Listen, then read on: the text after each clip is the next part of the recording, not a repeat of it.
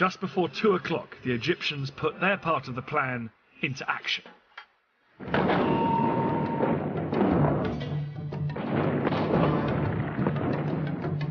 Their assault across the canal on the forts of the Bar-Lev line was such a momentous event in Egyptian history, it was later restaged for the cameras.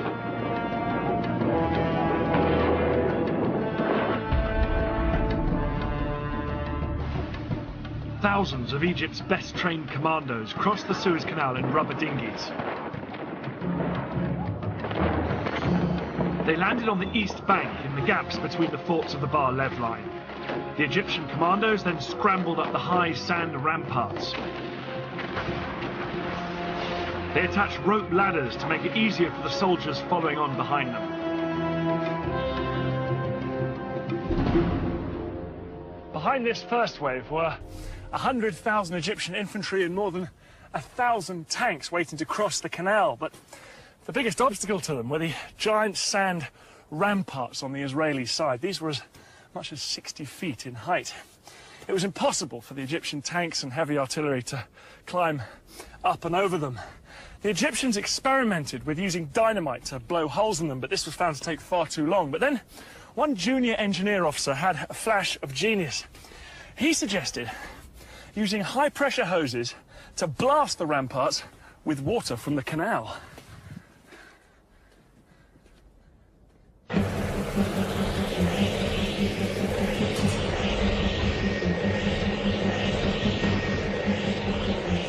It was an extraordinary idea which would have to work if the entire Egyptian assault was to be a success. 4 hours into the attack, and with fighting raging around them, the Egyptian engineers finally broke through the ramparts, and the first tanks started to pour through. I never believed I would see the day when I was in Sinai. But this was actually Sinai. I looked back at the West Bank, and all the green on the other side, and to the east, all I could see is desert. It was good feeling. The eastern bank of the canal now became a battlefield. The Israelis manning the forts sprayed machine gun fire at their Egyptian attackers to try and stem the tide. But within 2 hours, 23,000 of Egypt's infantry were on the east bank, and had advanced up to 1 mile into Sinai.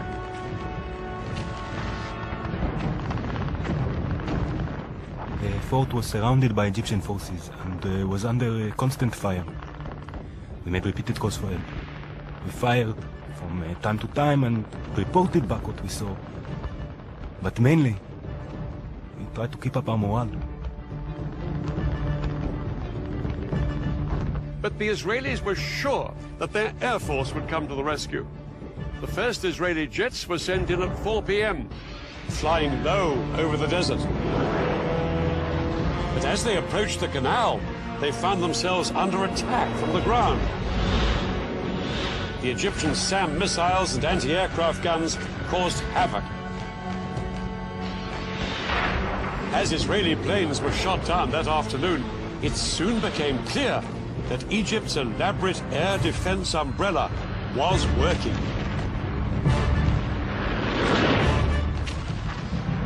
Israel's single greatest weapon, its air force, was virtually powerless to hold back the Egyptian onslaught. The most immediate hope for the Israelis surrounded in the forts were Israeli tanks stationed just a few miles away.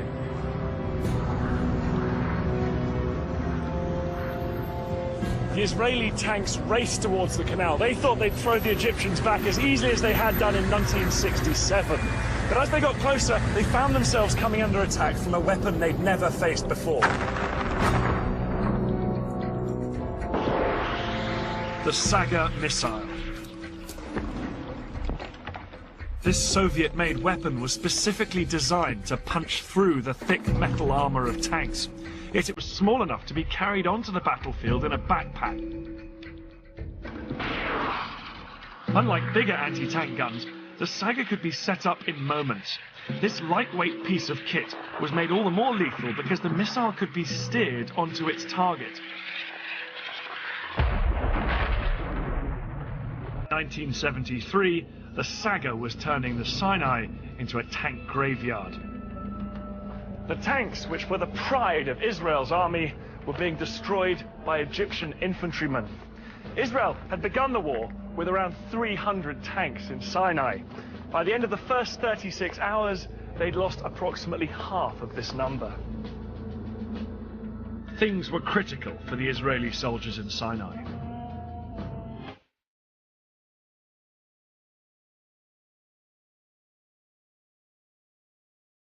المرحلة الأولى نجحت نجاح باهر، لأن المرحلة الثانية ما ادانالهاش الفرصة لأنها تحدث. احنا قلنا مقتلين. مقتله إيه؟ إن هو لا يتحمل خسائر وإن هو يطول مدة حرب. نعم. أنا وصلت في الوضع اللي ليس أمامه خيار إلا الخيارين دول. لو استنى أنا عايز أستنى في الوضع ده 6 أشهر. تتمركز. زي ما أنا كده. هو إما إن هو يهجم ويحدث فيه خسائر، أو إن هي ما يهجمش وتطال مدة الحرب وفي الوقت يسقط كالثمرة العفنة من الشجرة. أنا ما اداناش فرصة لهذه الخطة أن تعمل. By the 10th of October, 4 days into the war, there was an astonishing turnaround. The Syrians were in full flight from here on the Golan. Israel's tanks chased them into Syria itself, and soon the Israelis were within shelling distance of the Syrian capital Damascus, just 30 miles off that way. Syrian President Assad sent a message to President Sadat, urging the Egyptian leaders to do something to relieve the pressure on Syria. And now Sadat made a momentous decision. قرار سياسي إن هو لتخفيف الضغط عن سوريا. قلت له برضه مش ممكن ومش هنخفف الضغط عن سوريا. يعني قواتنا هتتدمر ومش مش هنخفف الضغط عن سوريا. يبقى ما هي النتيجة؟ سكت برضه. يعني دليل على ان هو نفسه مش مقتنع او هو نفسه متردد. لكن ينفذ امر سياسي. ينفذ امر سياسي، يضيع القوات المسلحه علشان ينفذ امر سياسي؟ مش ممكن، هذا خطأ. طبعا هو يتحمل. لكن القرار الحاسم لمين في هذا الوقت؟ اذا انت في هذا الوقت رئيس اركان وهو وزير الدفاع وهناك قرار سياسي بلا بد ان يتم. لازم نشرح للقياده السياسيه بوضوح تام ان هذا لن يخفف الضغط عن سوريا وسوف يؤدي لتدمير قواتنا. Down on the Suez Canal, Sadat ordered his men to thrust way beyond the strong defense line they had established on the east bank of the canal. Their objective, strategic passes through these mountains. But to get there, they'd have to leave the safety of their SAM missile umbrella way behind them. It was a high-risk strategy, and Shaذlى was appalled by the decision.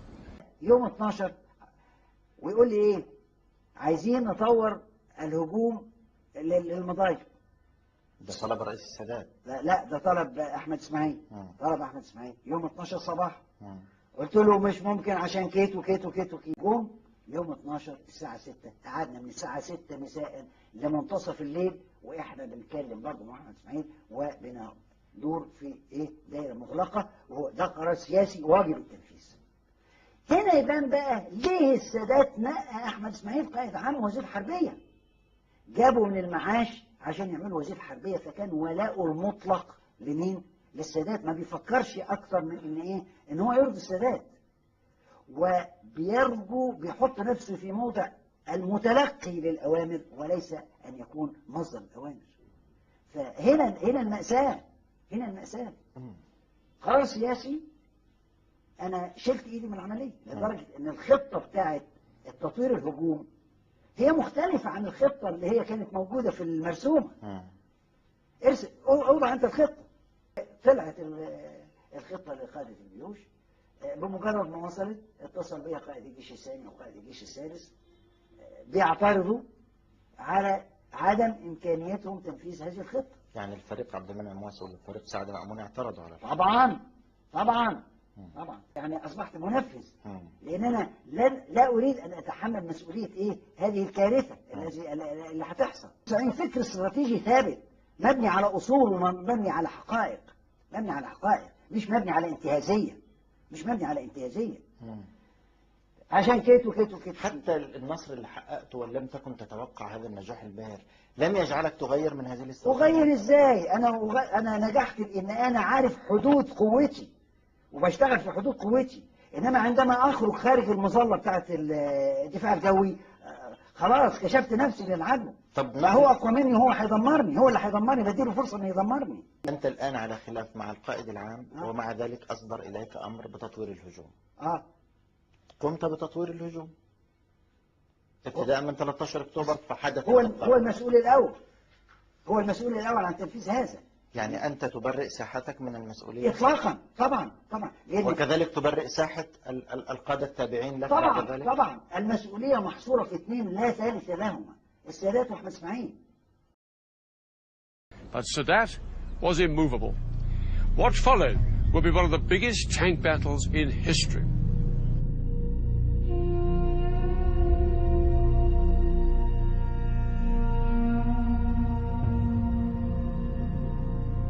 "25 miles east of the canal, Israeli tank commanders were well dug in on high ground in good defensive positions. Across the open desert, they could see the sand being kicked up by hundreds of advancing Egyptian tanks.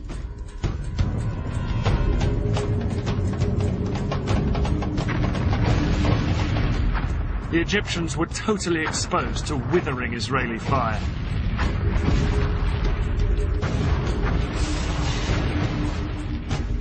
But over the following hours, the Egyptian tank brigades repeatedly tried to push further east into the Sinai. As the Egyptians moved out beyond the protective cover of their SAMs, Israeli aircraft rained down bombs on the exposed Egyptian tanks.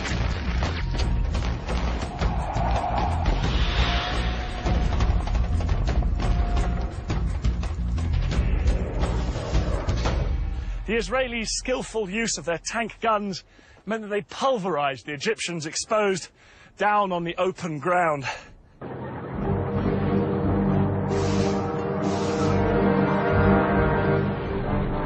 The Israelis knocked out an estimated 260 Egyptian tanks.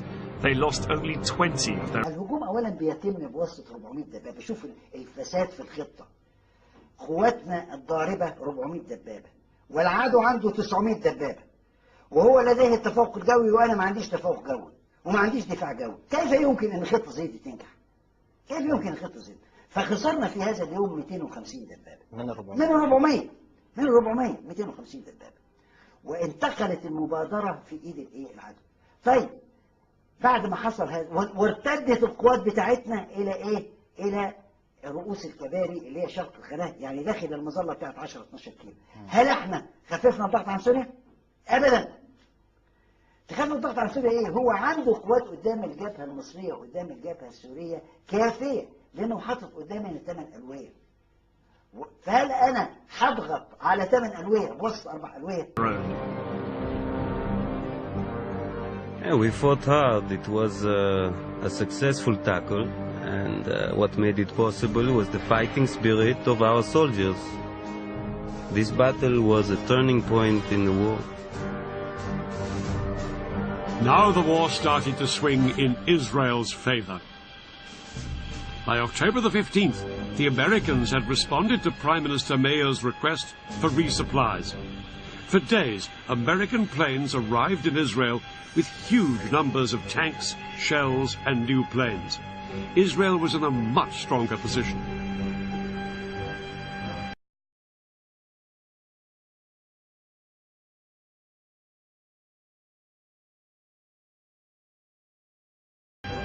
Eleazar and his commanders were determined to force the Egyptians back across the canal.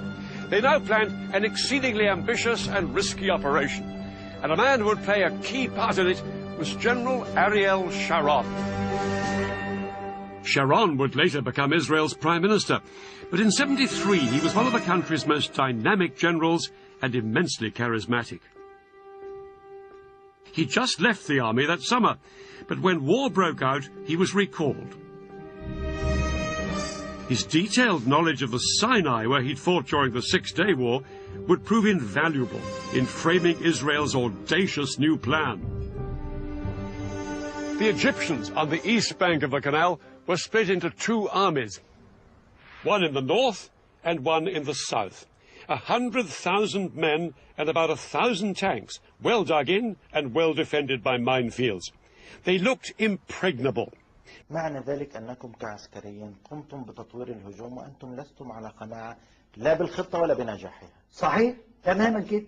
وهذا ما أدى إلى كارثة طبعا الثغرة. طبعا، وعشان كده أنا بنادي بقول إيه، يجب أن يتم تحقيق زي على نمط تحقيق لجنة أجرانات اللي اتعملت في إسرائيل، ونشوف من المسؤول عن إصدار الأوامر بتطوير الهجوم والذي أدى إلى الثغرة، ومن المسؤول عن الثغرة، ومن المسؤول عن تطور الثغرة إلى أن حصل الجيش الثالث. كل دي أخطاء لازم يتحاكم من هو المسؤول عنها. وعايز ضم اخواتنا من من الخلف والاجنبي، اللعبه اللي هو برع فيها واللي عملها في كل الحروب، واللي خطتك قائمه على اساس حرمانه من هذا، قائمه على اساس ان انا احرمه من امكان ان هو ينفذ هذا. كان يريد ان يعبر اللواء الى الضفه الغربيه ويقوم بهجومه على ذلك الجانب من القناه والذي كان تحت السيطره المصريه. اتفضل مثلا مدير المخابرات في الأول اللي هو لازم هو يمثل العدو يتكلم الأول، وبعدين بنفس الترتيب الجمص بيتكلم بصفته رئيس هيئة العمليات عن قواتنا، بعد كده قائد القوات الجوية بيتكلم عن القوات الجوية، الدفاع الجوي، المدفعية، كذا كذا. مفروض الدور عليا بقى عشان تقول الخطة، عشان يقول لي اتفضل. نعم. القرار لا تسحب أي بندقية ولا أي دبابة من الشرق إلى الغرب، وكل وحدة وكل تشكيل يقاتل في المكان بتاعه. But one of Sharon's patrols had discovered a narrow gap, just 1 mile wide, between the two armies at this spot, where the Suez Canal joined a large salt lake.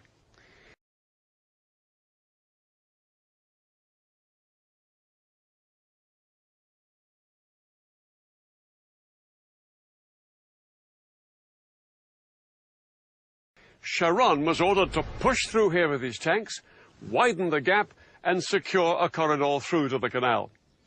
The Israelis would bridge the canal, and hundreds of tanks would then pour across it and fan out north and south to cut off the Egyptians from behind.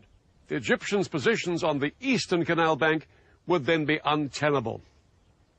For the Israelis, the whole operation would be fraught with danger. The biggest threat was an Egyptian stronghold here, called Chinese Farm.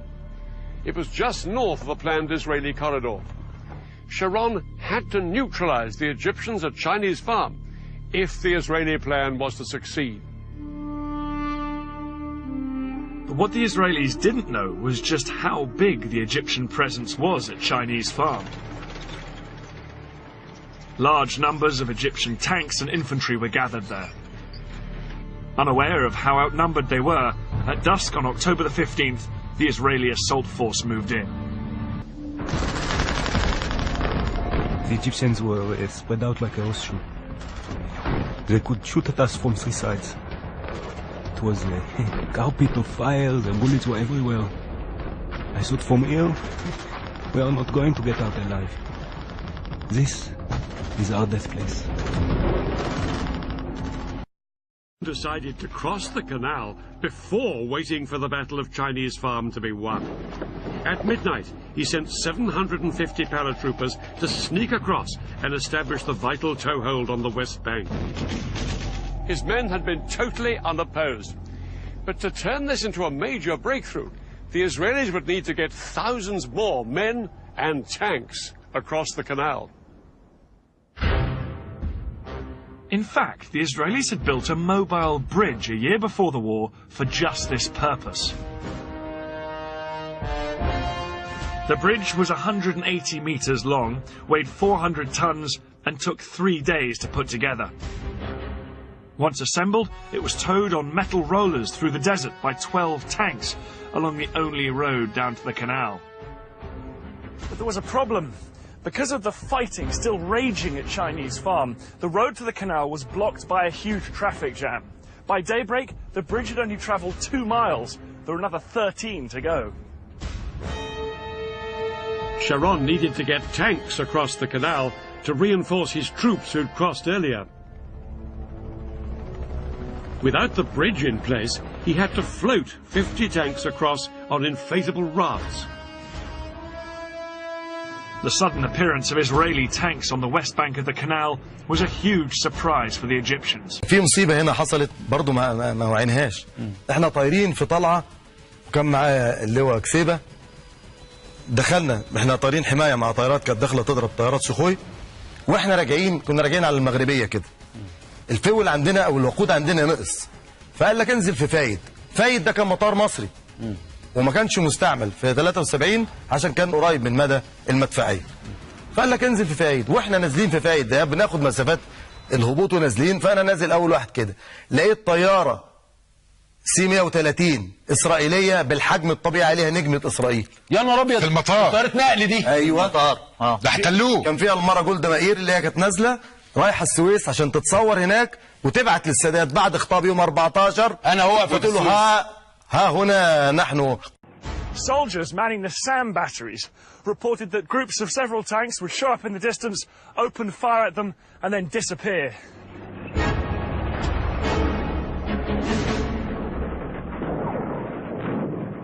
Later that day, on the evening of October the 16th, the Israeli Prime Minister Golda Meir triumphantly told the Israeli parliament their troops had crossed the canal into Africa. In reality, it would be another 2 days before the Israelis secured the corridor to the canal. It wasn't until October the 19th that the bridge was finally in place.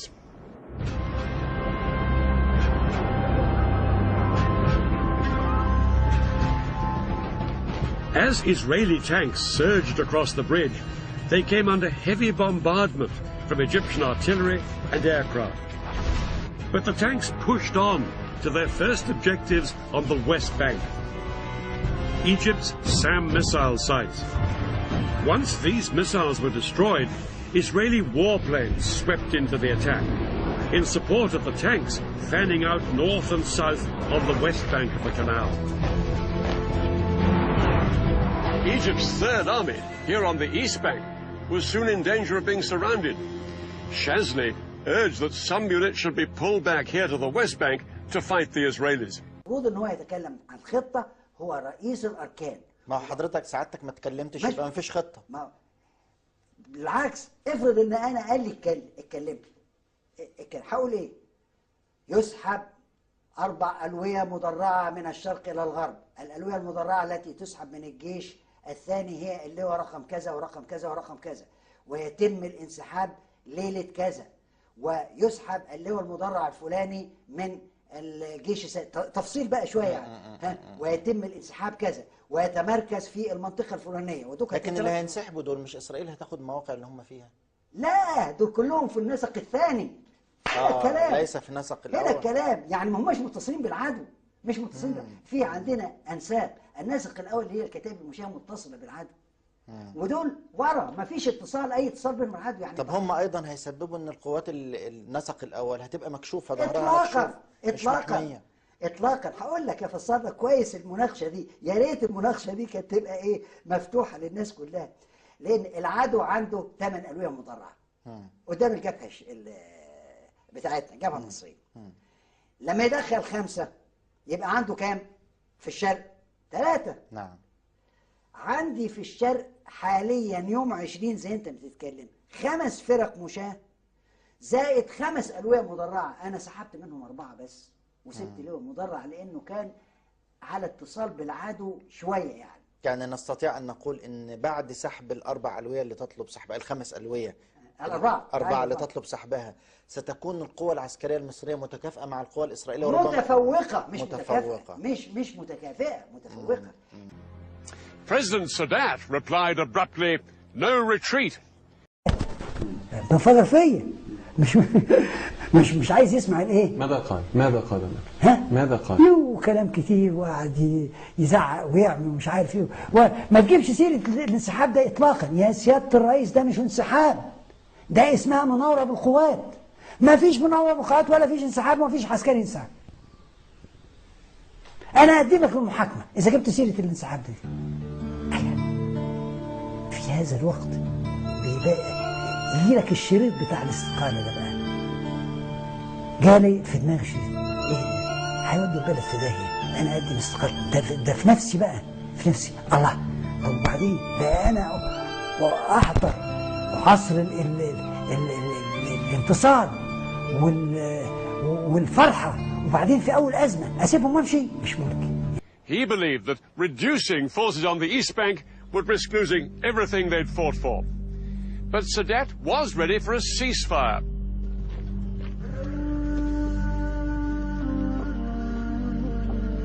It was announced on the 22nd of October.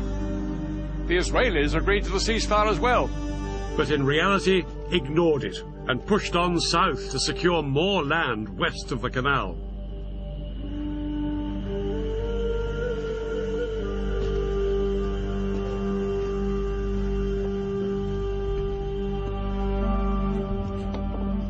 By October the 23rd, the Egyptian Third Army was surrounded. The supply lines of its 45,000 men were cut. With only 4 days of food and water left, it wouldn't be long before they were starved. كانت قوات بدر تحت قيادتك حول 50,000 في لحظة من اللحظات حين تصور العدو أنه قد حاصركم وقطع عنكم الإمداد. أصدرت أوامري للقائد العام بأن تبقوا في أماكنكم حتى ولو فنيتم. فلو كنت صفيت الثغرة حسب الخطة الموضوعة التي وقعتها بنفسي، كانت إسرائيل ستفقد 400 دبابة و10,000 عسكري. لو تمت هذه المعركة فستكون مذبحة التاريخ. Critical moment that Egypt's most powerful ally, the Soviet Union, made one final bid to help the Egyptians. The Soviet President, Leonid Brezhnev, told the Americans unless they agreed to send a joint US-Soviet peacekeeping force to the Middle East, he would send Soviet troops on their own. The Americans were determined that no Soviet troops would enter the Middle East. In a sudden escalation, America put its nuclear forces on alert. US nuclear missiles were readied in their silos, and 2 aircraft carriers with nuclear strike forces were ordered to the eastern Mediterranean. The implied threat of nuclear war forced Brezhnev to make a choice: to escalate or to climb down.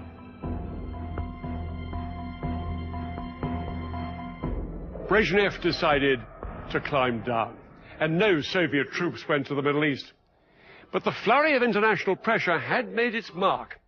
On October the 25th, the Israelis finally heeded the ceasefire, and the October War was effectively over.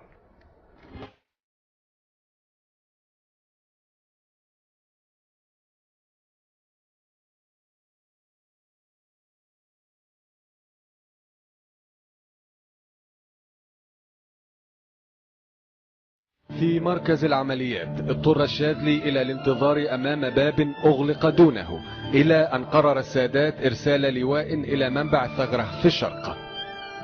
اليهود رافضينه، عندهم فرقة اسمها فرقة برين ماندلر، أظن ماندلر برين، ألبرت ماندلر، هي فيها تربية مدرعة. شافوا اللواء بيتحرك، طلع من المظلة بتاعة الدفاع الجوي، كمين مثالي زي اللي بيتكتب في الكتب. عشان اللواء وقف قدامه علشان ايه؟ يصده، واللواء التانيين جاي من الايه؟ من الخلف من الاجناب وضربوا اللواء، دمروا اللواء. من المسؤول عن هذا؟ عن تدمير هذا اللواء؟ هل هو قائد اللواء؟ أم قائد الجيش؟ أم القائد الذي أمر بخروج هذا اللواء في مثل هذه الظروف السيئة؟ هناك أسرار شديدة لو عرفها الشعب سيعيد كتابة تاريخ مصر وتاريخ حرب أكتوبر 73. أصيب قائد الجيش الثاني بأزمة قلبية، وبكى دموعا قائد الجيش الثالث. ما أغلاها وأجلها دمعة قائد ميداني لم تكتمل فرحته. حتى لا تتكرر هذه الأحداث، أنا أخشى ما أخشاه، إن لو دخلنا حرب أخرى وهذه الحقائق لم تعرف للقادة والجنود وللشعب، إن تتكرر هذه الأخطاء. أقام السادات حفلا في مجلس الشعب لتكريم وترقية أبطال القوات المسلحة. اسم واحد فقط سقط من لائحة المكرمين: الفريق سعد الشاذلي، الرجل الذي وضع خطة الحرب. أنا لا يهمني أبدا، أنا أشوف أنا لا أبغي علوا في الحياة الدنيا، أنا أبغي الحياة الآخرة إن شاء الله، ولكن يهمني مصر. أخشى ما أخشاه إن الأخطاء التي وقعت في حرب أكتوبر إن أحفادنا وأولاد أحفادنا يقعوا في نفس الخطوة إذا لم يعرفوها. فأنا اللي يهمني مصر، ما يهمني سعد الشاذلي.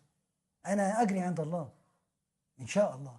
وكان رأي الرئيس السادات كما أبداه لي بعد أسبوعين من توقيع هذه الاتفاقية أن مصر تمر بمرحلة جديدة تتطلب تغييرا شاملا في مؤسسات وأجهزة الدولة، ولذلك قرر تغيير الوزارة حينئذ بوزارة أخرى، واختيار رئيس جديد لمجلس الشعب، وتغيير القيادة العسكرية أي القائد العام ورئيس أركان حرب القوات المسلحة، وإطلاق اسم وزارة الدفاع على وزارة الحربية.